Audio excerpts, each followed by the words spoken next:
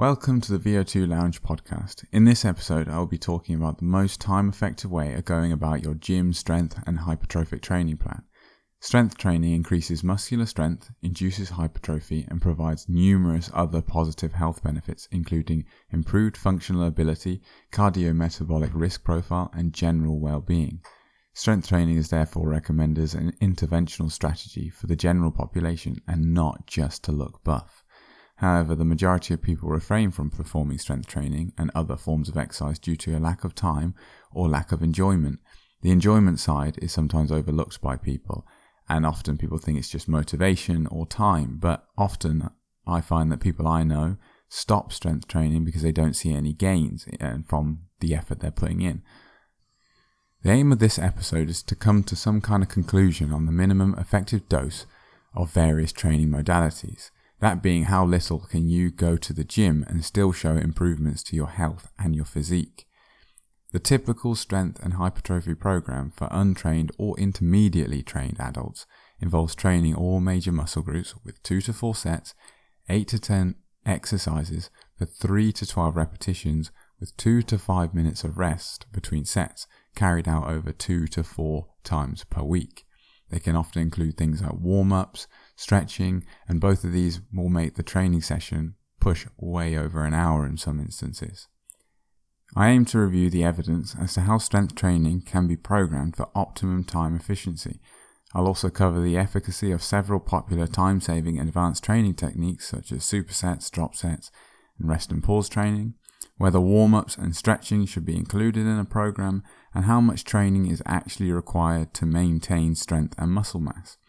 I'll start by saying that I am someone who chooses to optimize their strength training program, as I personally don't like it too much and I prefer to spend as little time in the gym as possible, even if that is the detriment of some incremental gains. However, I choose to go as it has always benefited me in my sports, rugby historically and now cycling. It makes me feel better and operate better in general, and there's plenty of other positive outcomes around longevity. If you are someone who loves the gym and wants to spend 2 hours a day there, then that is fine. Obviously, of course, not going to say it isn't. But there will undoubtedly be times in your life where you can't do that, and that is where these principles can help you.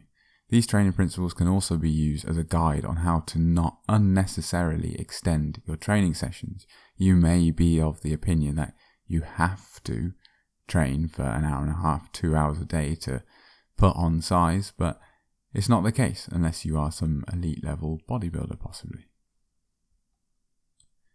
Before going any further, I would like to get this disclaimer out of the way. The content and materials featured or linked to in this podcast are for your information and education only, and are not intended to address your particular personal requirements. The information does not constitute medical advice or recommendation, and you should not consider it as such. I'm not a medical professional and therefore not able to give medical advice. Now, with that done, let's carry on with the episode. Okay, so let's start with the principles of strength training and just the general jargon. Depending where you go, it can be quite confusing in some instances. We're going to have some technical terminology here, but I'll try to define them as much as possible and help you understand the rest of this podcast and the rest of any other research you do outside of this podcast. So simply put, muscle hypertrophy is growth. It refers to the increase in muscle mass. You have skeletal muscle, which connects to the bones by tendons and are responsible for movement. When you move your arms, when you move your legs, squat, it's quite obvious. They are responsible for the movement of your body. Bundles of muscle fibers, known as myocytes, make up the skeletal muscles. Each myocyte contains myofibrils that allow the muscle to contract. Myofibrillar hypertrophy, however you pronounce it, refers to when the number of myofibrils increases. This causes the muscle to increase in strength and in its density. The muscle also contains sarcoplasmic fluid. The fluid is an energy resource that surrounds the myofibrils in the muscles. It contains adenosine triphosphate, glycogen, and creatine phosphate. Your ears may perk up when you hear the creatine phosphate, but we'll get onto that. And then obviously water. During a workout, more fluid moves to the muscles to provide energy, and that's where the pump comes from during exercise. Sarcoplasmic hypertrophy refers to the increase in the volume of this fluid, and it makes muscles appear larger but does not increase strength. For example, creatine, you may look slightly fuller, and that's mainly this fluid moving there. Muscular hypertrophy occurs when muscle protein synthesis exceeds muscle protein breakdown, and as a result, in positive net protein balance in the cumulative periods. In cumulative periods, so just over time. This could be achieved with both resistance training and protein ingestion, which stimulates muscle protein synthesis and leads to a decrease in muscle protein breakdown. So obviously, resistance training and protein ingestion are important.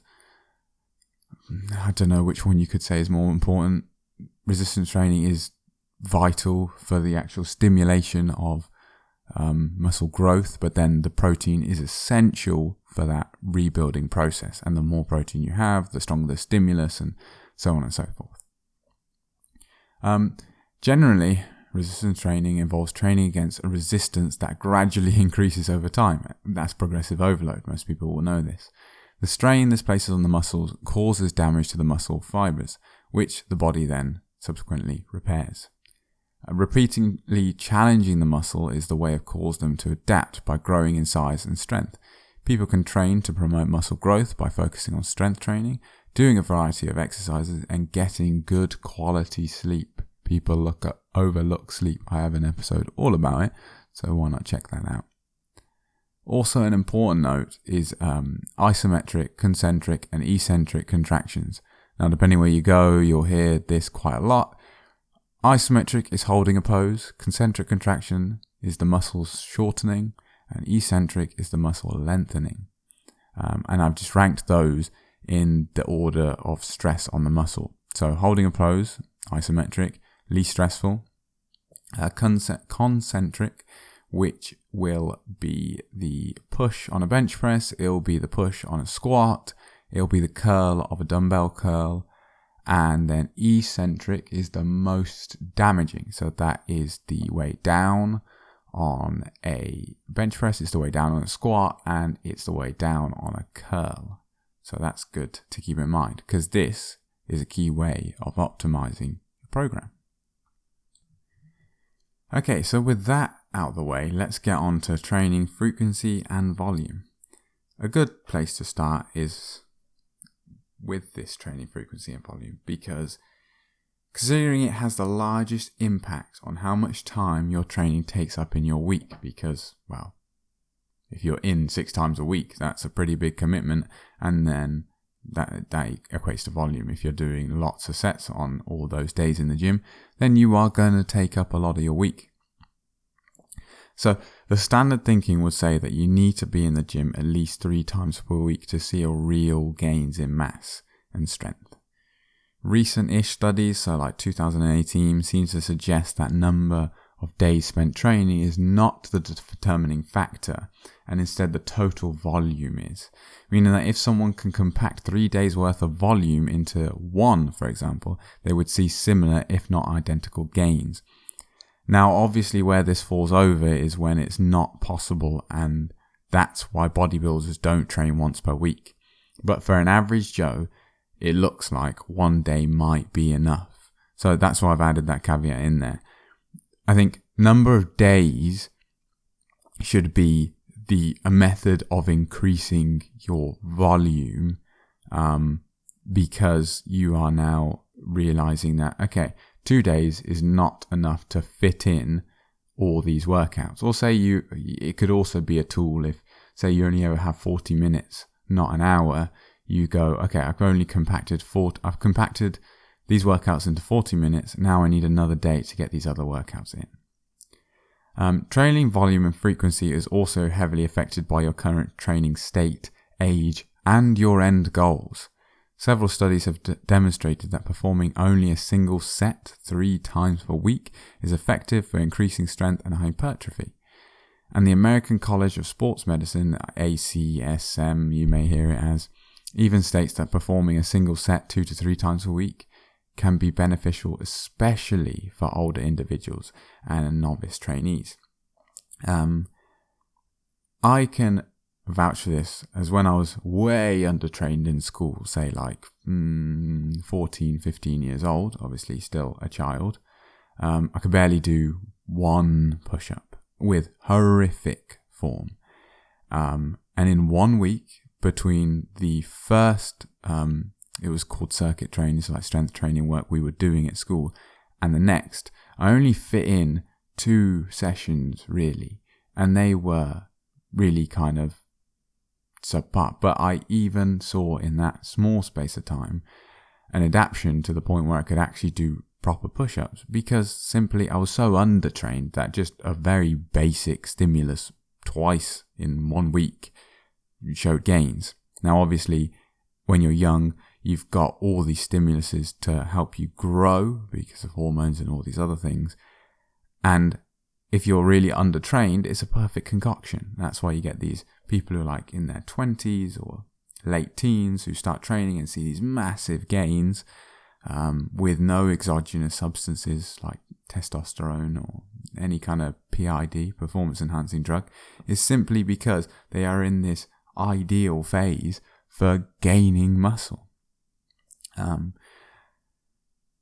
There is also evidence that indicates that a single set training also can have a positive impact on trained individuals. So this isn't just the case for untrained people.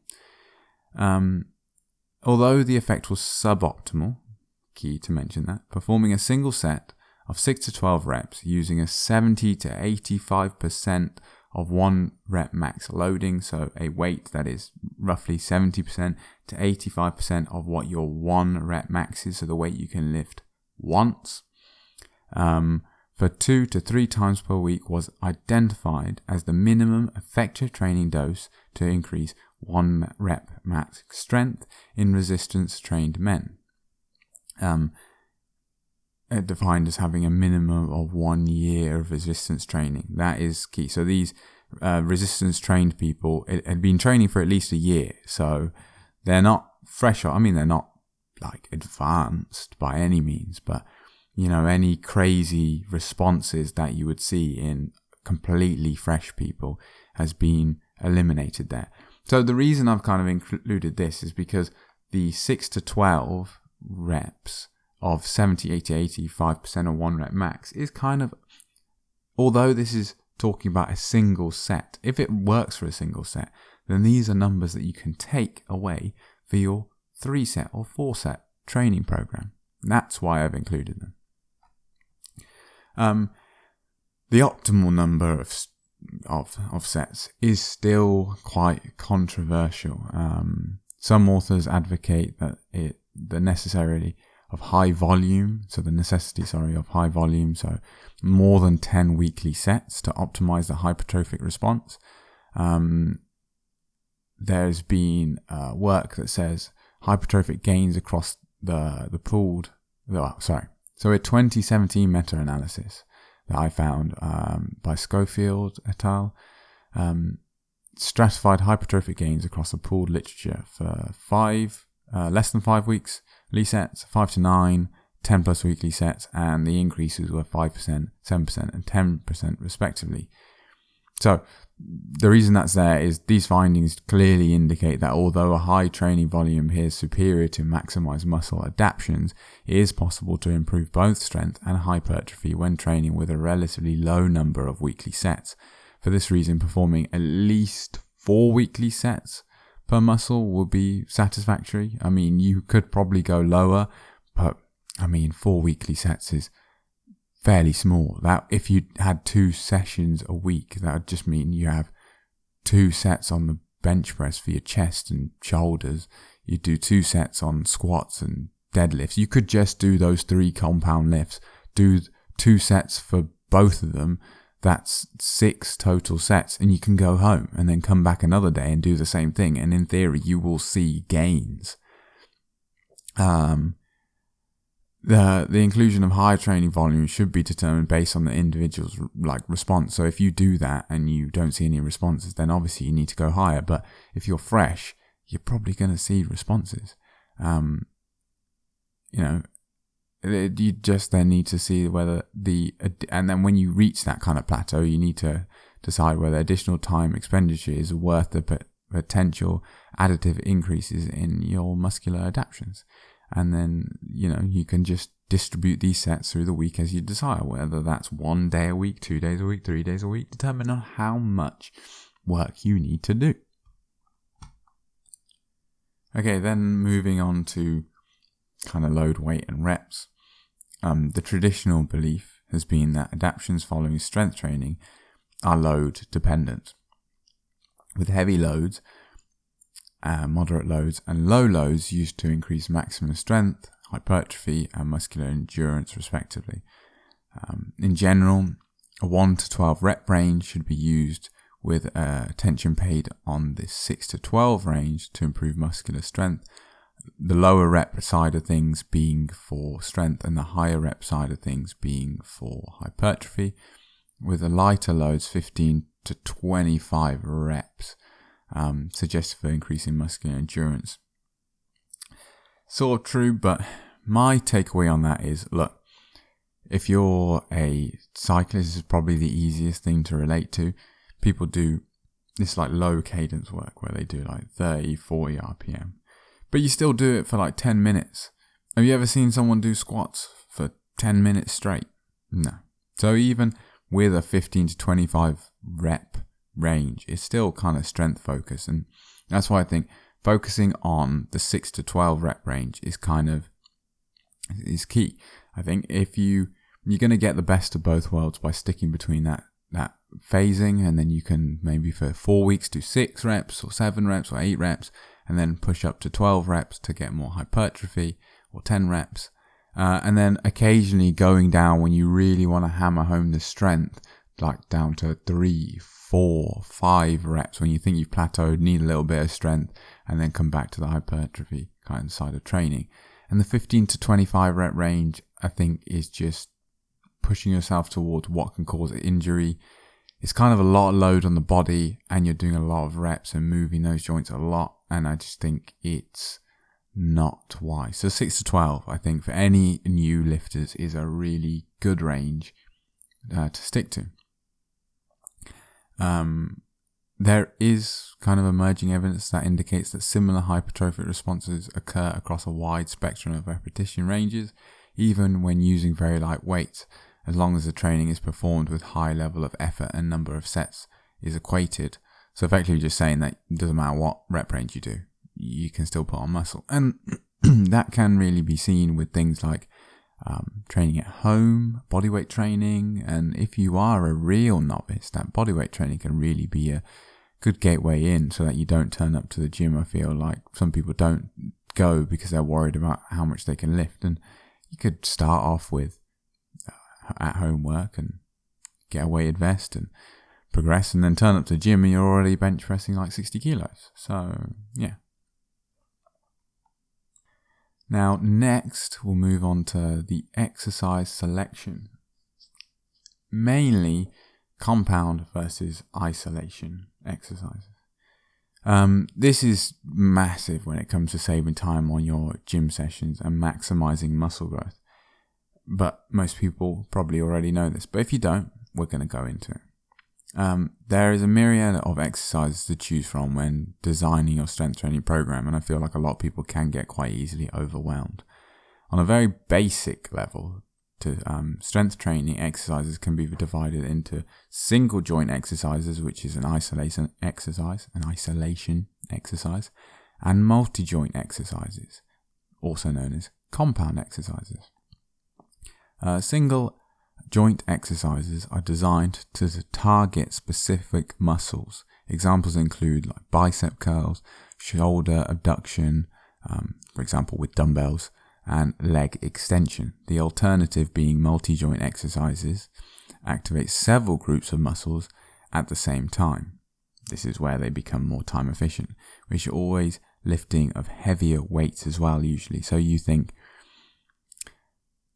and just any really exercise that you are going to do isolation, like a leg curl, you just look at the numbers you're pushing and it is dramatically lower.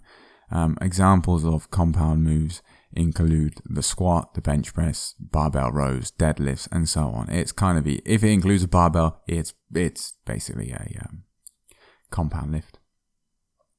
Guidelines state that the strength training programs should include both single and multi-joint exercises, but recommendations emphasizing multi-joint exercises as they are considered more effective, increasing overall strength and daily life function. Some studies have suggested that hypertrophy occurs earlier following single joint exercises, as these exercises generally are easier to learn and thus require less neural adaptation than multi-joint exercises. That's kind of clear. Like, it's kind of hard sometimes when you first start training to do squats and bench presses. It's easy to have a really funky technique with a deadlift, but machines, isolation machines in particular, tend to be quite easy to get down, because it kind of forces you to do a certain movement plan. However, strength improvements in multi-joint exercises, they appear just to be higher and more rapid than in single joint exercises. Thus, single joint exercises could provide little added benefit from a strength standpoint.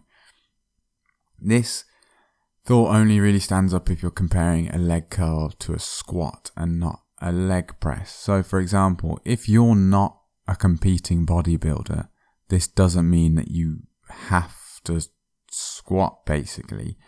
If the exercise is not part of your sport, aka bench press for powerlifting, then you can use alternative methods. So yeah, if you're using a leg curl isolation and it's going to only really train that isolated muscle, you can move over to things like the squat and the leg press, which moves nicely onto free weights versus machine exercises. So, free weights versus machine exercises. Both methods can be used effectively to increase strength and hypertrophy, and there is no strong scientific evidence indicating that either of the methods being superior to each other. The main difference between the methods is that it's easier to simulate real-life movements and sport-specific movements with free weights, because obviously they're free and you can manipulate them into the pattern you want, in comparison to a machine, which usually have limited adaptability of the movement pattern they use. It's quite obvious there's a machine constraining you. However, the variety of machines that is pretty vast these days, with some allowing for training in a manner very similar to free weights. So take your pick, really.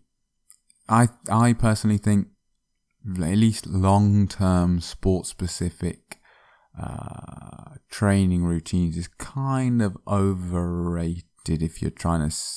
I think the purpose of the gym should be to stimulate muscle growth and strength and tendon health and all these other things.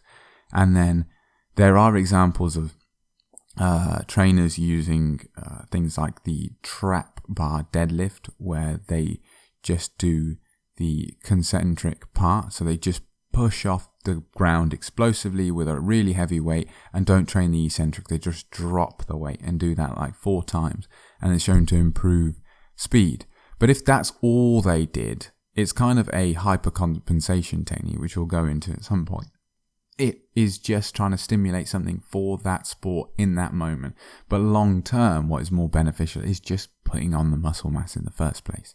So I think people sometimes overemphasize too much sport-specific stuff. If you are a powerlifter or something and there is no benefit to this exercise, or you're a strongman and you don't do bench presses as part of your sport, then of course your sport is directly related to these lifts, where most sports, maybe other than like say rugby with a line out lift where you're physically lifting someone up, and kind of a overhead press is sort of similar, but still the important thing is just to put on mass so you can lift the individual, and then maybe you can right at the end of your set do a very specific workout. But your training sessions at the sport, when you do your practice lifts, should be the specific training.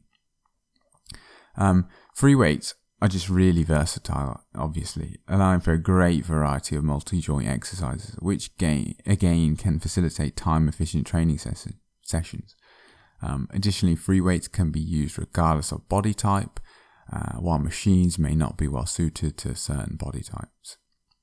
This isn't to say that certain body types aren't better suited to compound lifts, but that, for example, a box squat can be used for a long-limbed individual who may struggle to do a full range of motion with a regular squat.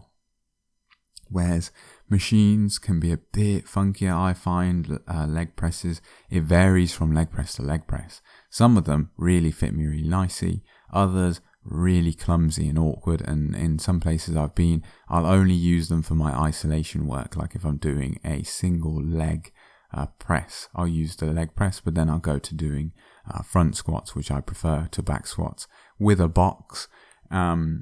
Moderately low, but I just don't see the need for me to go all the way down and put all that, like, just compromise things. I just care about putting the mass on, and, you know, I'll be flexible in other ways. Free weights can be more intimidating, as I've said before, for novice users. The machines, there's no real fear of dropping weights on yourself, or, you know, with both the bench press and the squat, arguably the deadlift, because there isn't really a deadlift machine as far as I'm aware. I mean, you could use a Smith machine, but it would be a bit weird. That's the only kind of one where it's like the end result is you don't lift the weight.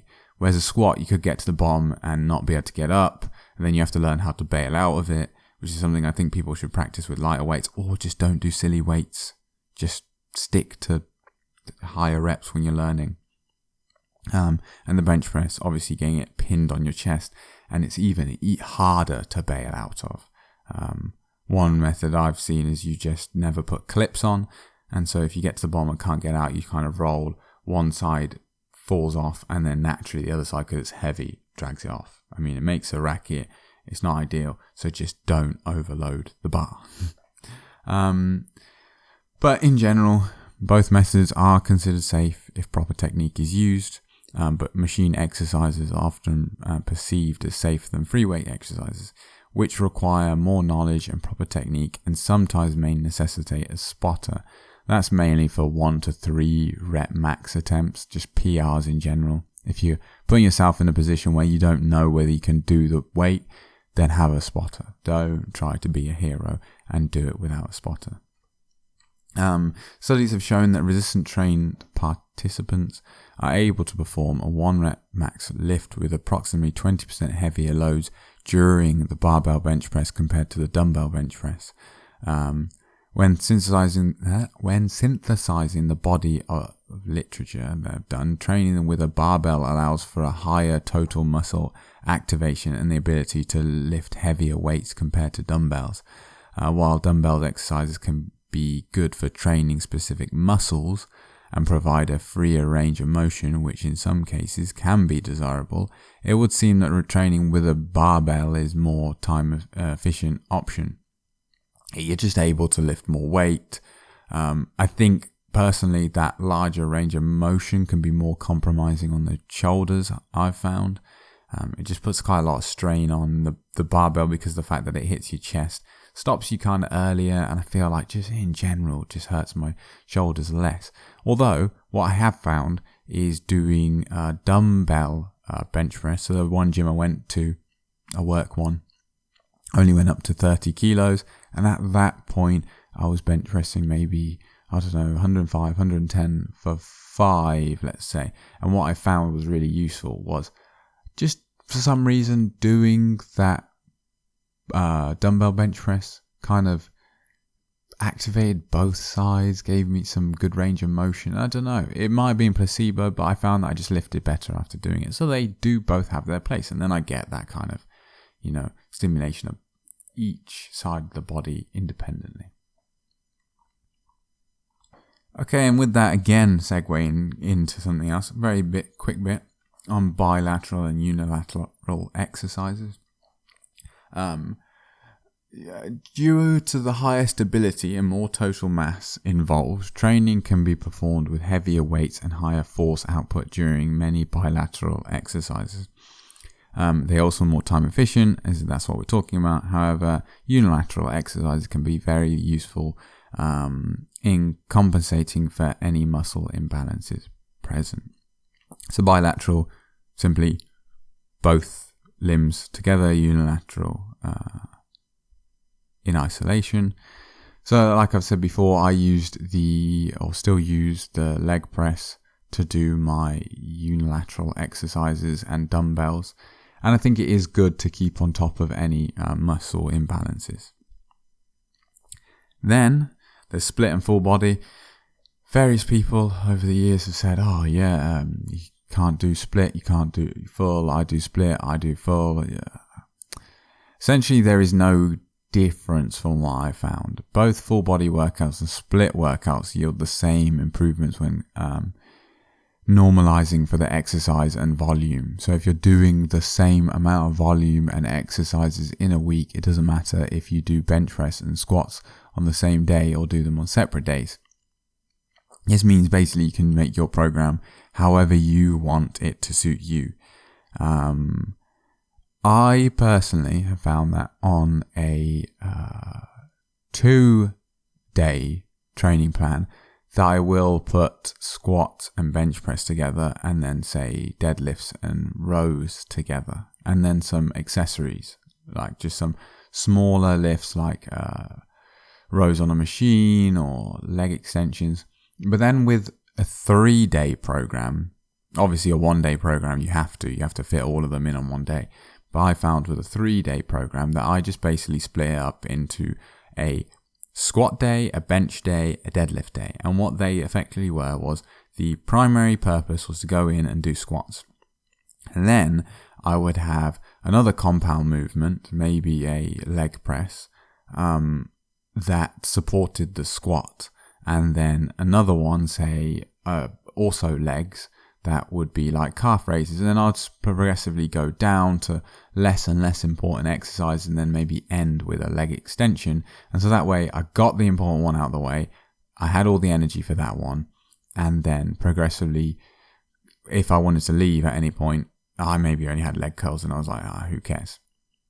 And I think that stresses on an important thing to mention, is that when you do a full body day, if you do bench press and deadlifts or squat, and both of those are really taxing mentally and physically. And even if you physically can do deadlifts after squats, it just may be that you're just so mentally zapped from doing those heavy lifts or those long sets that you just don't put a lot of effort in. So I think if you are doing 2 days a week and you are doing a full body program, that you make sure that you just kind of invert them every week. So maybe do squat, then bench press, and then like a squat accessory, bench press accessory.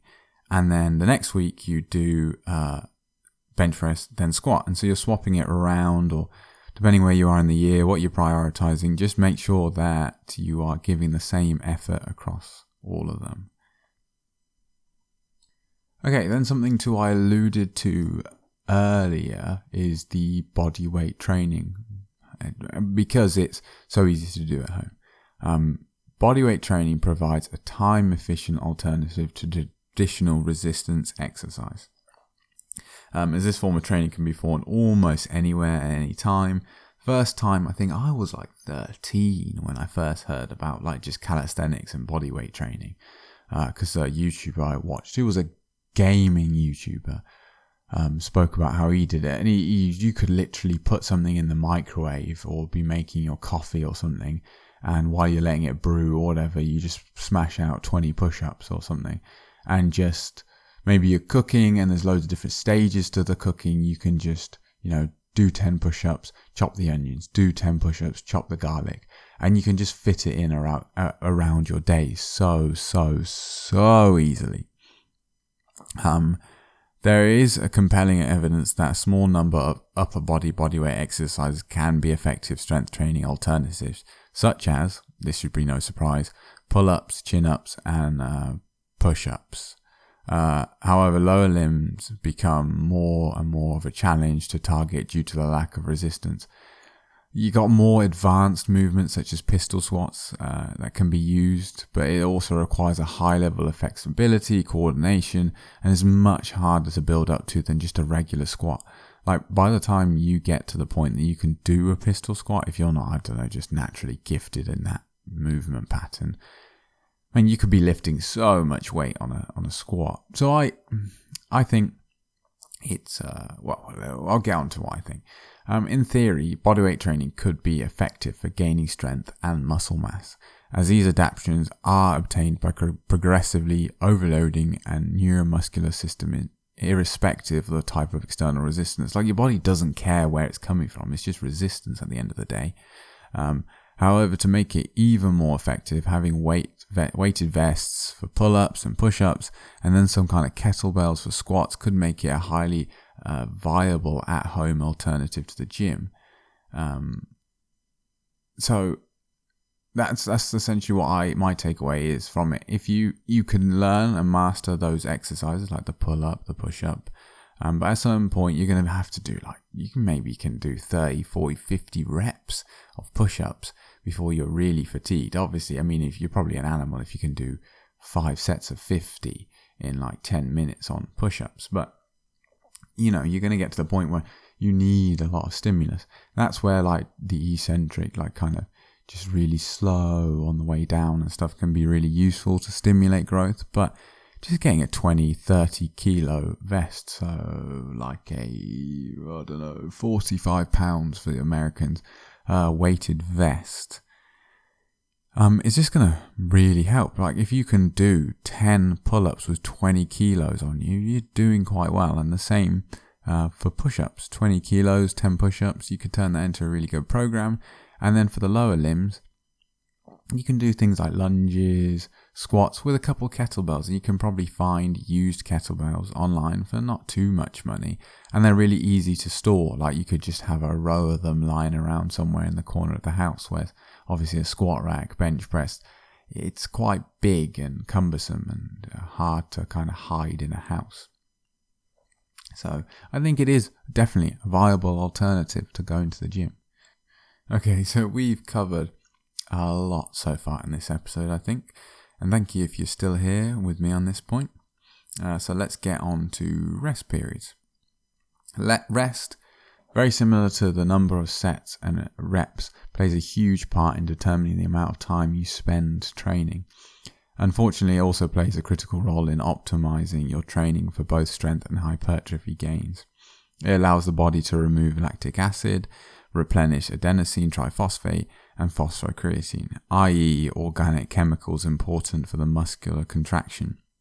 The common guidelines recommend 3 to 5 minutes rest intervals when training to maximize strength, and 1 to 2 minutes rest intervals when goal is hypertrophy. Simple as that. If you're doing strength, 3 to 5 minutes, I'd say don't go past 5 minutes if you really are time crunched. But there is also this thought, way of thinking that you just rest until you can lift the weight again if strength is your sole goal. Whereas hypertrophy is a bit easier, 1 to 2 minutes. Make sure you can get the actual reps in. But yeah.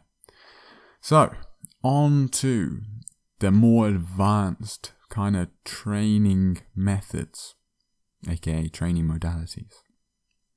So supersets, drop sets. Superset training, also known as paired set training or compound sets, refers to the performance of 2 or more exercises in succession with limited or no rest between them. Usually the rest is literally just the transition. In drop set training time is reduced by minimizing the rest between sets. The strategy involves performing a traditional set, reducing the load, then immediately performing another set or multiple sets. Typically 1 to 3 drop sets are used with a 20 to 25% reduction in weight, with all the sets performed to muscular failure. So quite simply, you could prepare this where you effectively make it so that you do your initial set and all you have to do is take a plate off, say on the bench press from either side, then you do another one, take some more off, do another one, and it's just, I think it can be a good stimulus for new lifters, Like pyramid sets are another example I think are great for new lifters, because you kind of get your warm up done at the same time as getting volume in. So both of these have the potential to save time, but I personally am not a fan of additional fatigue and think can take away from the training. I think they are something to be used when you feel as though you need a little extra stimulus. So maybe you've hit a plateau, or I don't know, you're just really far along in your training program. I think then they can be quite useful for maybe the mental stimulus, and probably there is a muscular benefit. But I just think it's so grueling and so intense. Maybe if you have a training partner and you only train with each other once a month, then doing a superset then, because you've got the motivation of the other individual, can be quite entertaining and fun, and like there's some camaraderie in it. Or if you have your PT once a week or once every 2 weeks, then I think that's a good time to do it. But just general training, man, I think it's unnecessarily hard for the general public, right? For just average Joe looking to put on some mass, right? So that's my takeaway.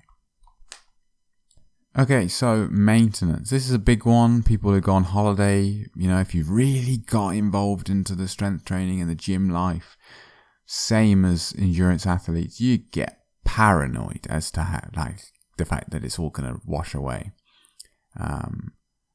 And so what if you can't train? Arguably, this should have come out maybe 2 years ago when COVID happened, but it hasn't. I'm here now doing it. It's not the only time training can become derailed. When training is discontinued, muscular gains are preserved for a relatively short period of time. We're talking less than 3 weeks. To me, even that seems quite long, but apparently that's what it is, somewhere under 3 weeks. But prolonged periods of training or detraining ultimately result in both strength losses and atrophy, so just, muscle degradation. However, it can be motivating to know that strength and muscle mass appears to be maintained by even small doses of training. Generally, young adults can probably maintain muscle mass and strength by training with as little as 1 brief session per week, while older adults probably need somewhat more weekly volume, equating to 1 training session of 3 to 4 sets for each exercise may be sufficient to maintain muscular strength, at least for some period of time. Obviously, this heavily depends on the individual, their activity, their diet, but provides a good guide.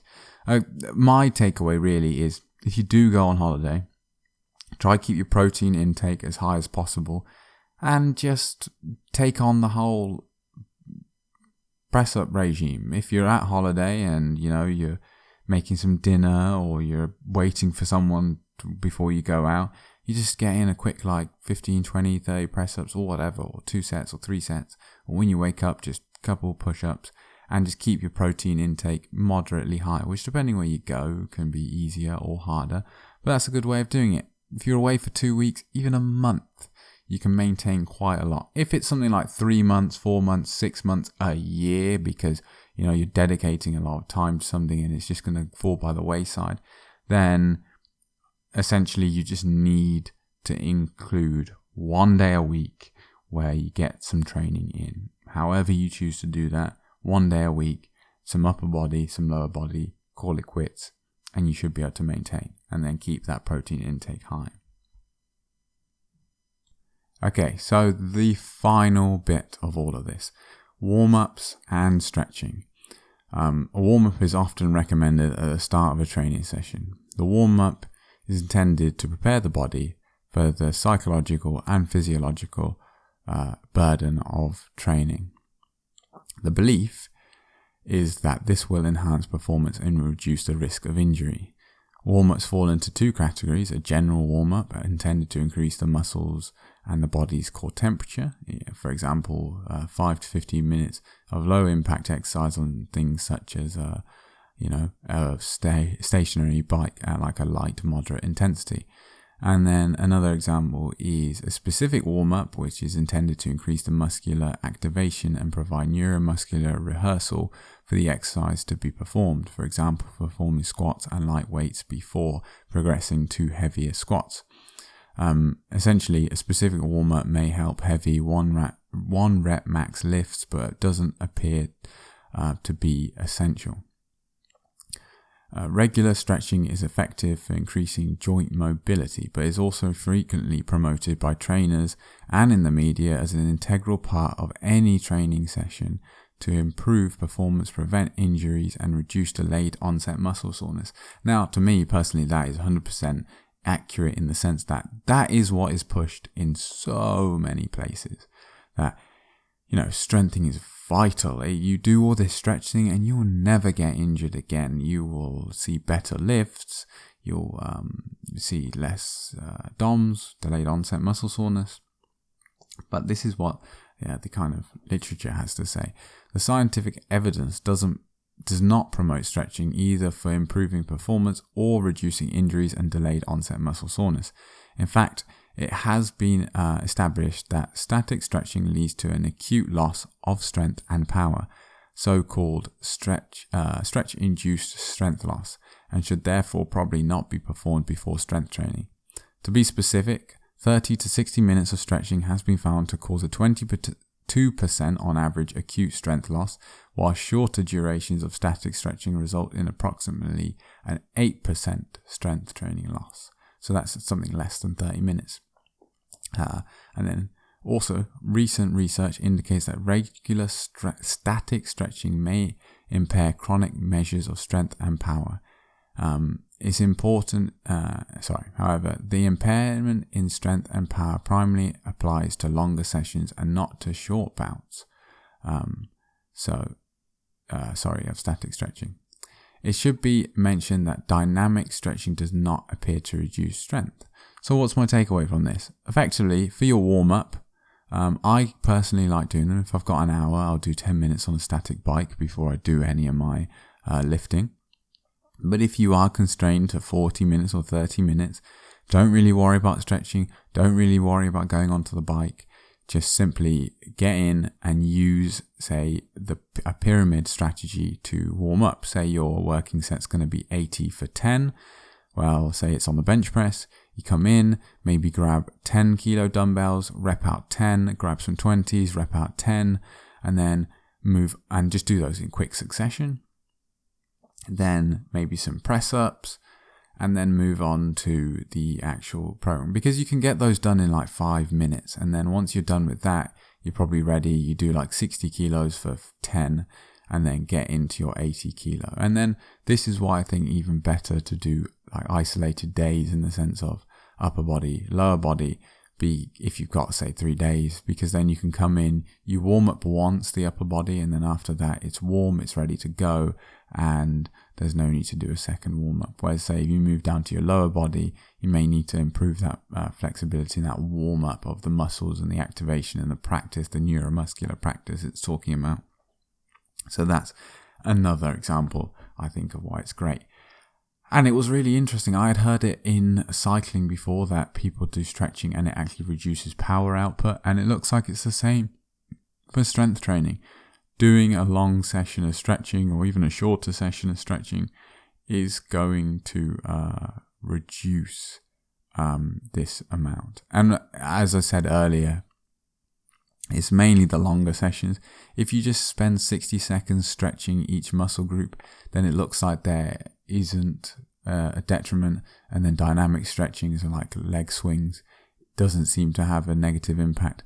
But essentially, I think you can ignore it, and maybe once a week, if you do need to work on flexibility, work on them in isolation to your actual strength training. And if you do have, say, an hour and a half, you could, after a gym session, when you're really warm, maybe try do some of that stretching. But it looks like it is not essential.